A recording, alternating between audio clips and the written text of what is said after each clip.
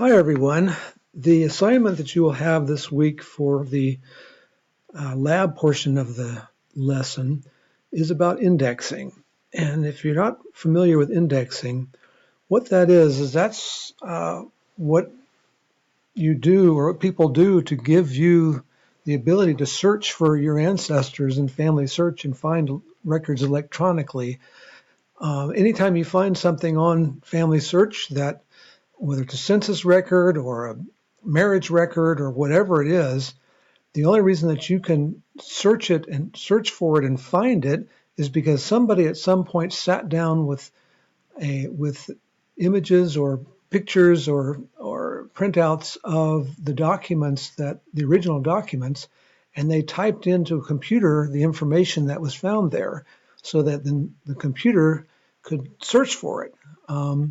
So whenever we do indexing, we are allowing people the chance to find information about their ancestors that is not today available online. So that's kind of a neat thing. Now, the assignment is to do 3 hours of indexing. If you're not familiar with indexing, I want to tell you a little bit about it and explain some of the things here, because these instructions for this assignment are a little skimpy. Now, just to give you a quick overview, there's a link it says to click on, which will get you into Family Search. Then you should take a guided tour, follow those instructions, and that's sort of a practice version of an indexing assignment. You'll index a document just as a practice. It doesn't get saved. And then after that, you go on to the real thing. This video will just talk about the guided tour section, and the next video I'll talk about the actual real indexing. But I want you to know, give you some idea of what you're supposed to be doing, because sometimes this is confusing. So it says to start web indexing, click here. That'll take you to this page in Family Search. Now, you may, if you're not logged into Family Search, it'll first take you to a sign up, a login screen, and then once you log in, you'll get here. If later on you want to do, when you come back, you don't do it all at once. If you want to come back and do it again, and don't want to go through the lesson to get to this page, if you're on Family Search anywhere, what you can do to get to that indexing page is click up here at the top on indexing, and then click on web indexing, and that'll take you to that same page. It says my batches here. It has some other information, progress, indexing totals. So the first thing is you want to do is to take the guided tour. To find that tour, you click on this Help Resources link at the top, and then you'll see this information here. There's all sorts of good information to know, which some of it we'll get to later, but the guided tour is here in the right column. So that's where you want to start. So we click on that. It opens up a project. This project has one document in it. You start the tour. One problem that you may have if you're using a tablet or trying to do this on a phone, it may not work really well. The screen may be too small, but a laptop works really well. Okay, this page is a little busy. Only for purposes of this tour, you will have this instruction box here that explains what we're doing. Anytime you start an indexing project, you will see project instructions, which you should read. Now, I know our temptation is we always like to jump into things. We can figure it out. We don't need to fool with the instructions or the manual or whatever. Just do it. Resist that temptation here. It is important to read the instructions. There are little details you need to know about the fields that you're typing in and about the project and so forth. These instructions talking about these documents are World War II draft cards from Georgia. They're focusing on recording names, dates, and places.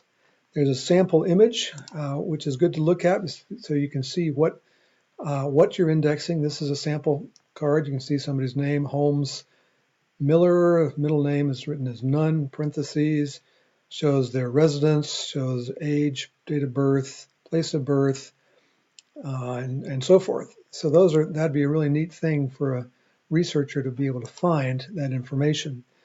And so the project instructions are important to look at. Now, one thing to note, just so you know, is this, you'll see this image is really dinky. So it's hard to read. And I don't see any controls to make it bigger. Well, the trouble is they've hidden the controls. They're behind this box here. There's a, so the way you get around that is I'm on a laptop with a mouse. I'm just going to use my mouse wheel and it'll make it bigger. If you have a touch screen, you can just use your fingers to make the image bigger. But so I'd use the mouse or whatever options you have to make it without using the controls. We'll show you the controls when we get to the real thing.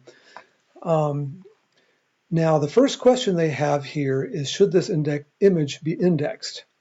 Anytime you have a question, by the way, there will be a little question mark button here.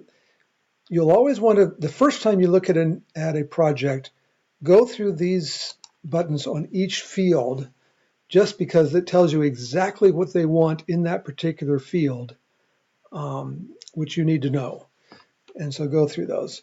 Here what they're talking about, should this image be indexed, is if you were looking at a title page or some sort of a diagram for calibrating the focus of the camera or the front of the book or something that did not have personal information on it about somebody, well, that image would not be indexed. But if it has personal information about somebody, it's got their name and so forth, then that's an image that is to be indexed. That's what they're looking for here. So this one has people's information on it, so we will say yes and click next.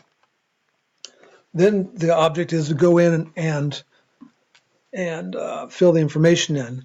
Now, just to give you a couple examples on these question marks, the instructions for each field. The given name, of course, that's your first and middle name.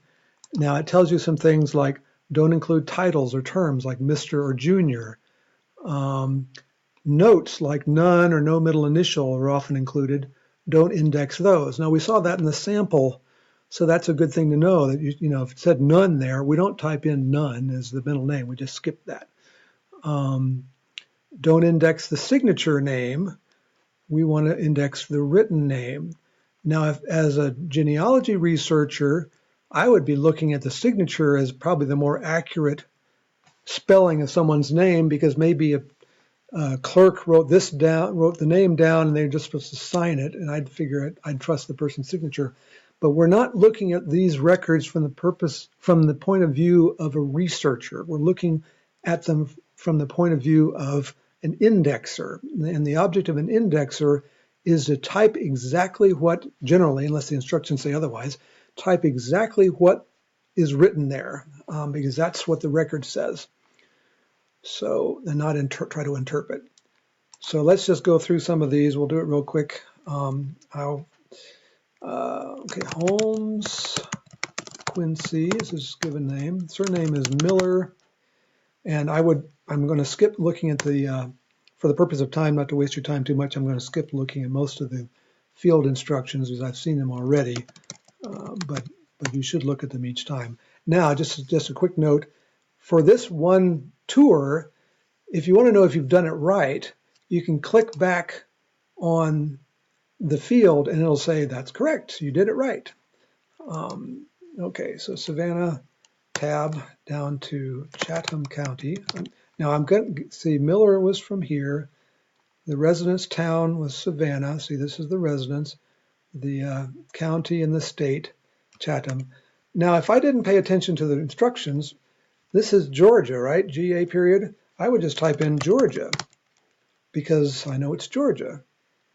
But you'll see the system says, are you sure that's correct? Well, I didn't look at the instructions. So let's look at the instructions.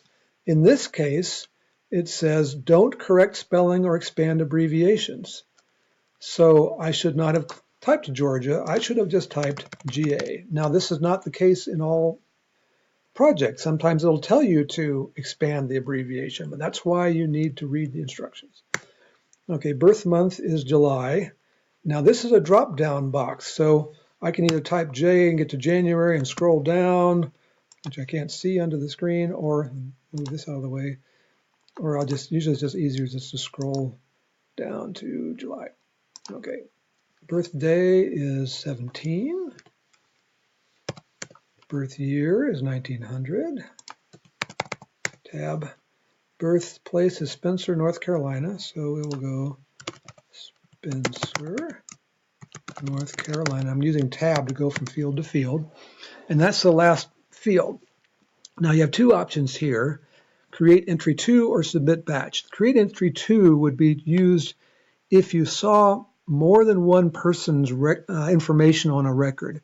For example, if you had a page full of 30 lines of information, one person per line, then you'd want to create more entries from this image for each of those people. This image, however, just covers one person's information. So we won't create another entry, we'll just submit this batch. This is a one document batch, which is why it's a submit batch. If you were doing a normal batch, there'd be multiple documents. You just go to the next document at that point. But at this stage, we'll just submit batch. It did a quality check, didn't find any issues. Yes, we want to submit it. And then it's done, return to web indexing. So that's all we'll talk about in this video. In the next video, I'll talk about how to find the actual batches to work on. Talk to you in a minute.